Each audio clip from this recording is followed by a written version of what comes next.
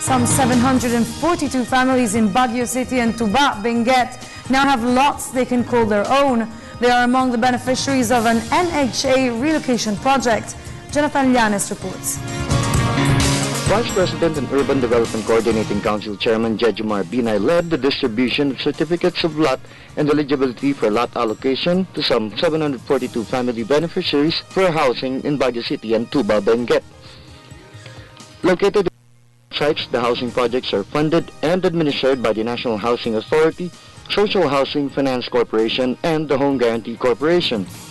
Some 445 families who were victims of Typhoons Pepeng and Ondoy are part of the beneficiaries that will be resettled in the 58,583 square meter NHA relocation project in Tuba, Benguet.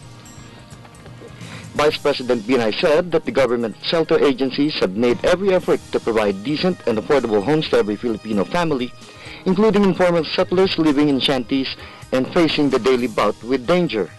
Sa suporta po ng ating Pangulong Noynoy Aquino, binigyan bisa po natin ang pangako yan.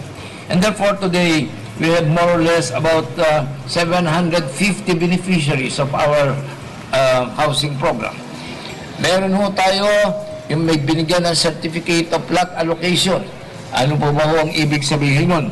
Kayong mga matatagal lang mga nakatira dyan sa lupang yan, kinikilala na po kayo na kayo ang nakatira dyan at kayo ang dapat magmay-ari na natitirahan.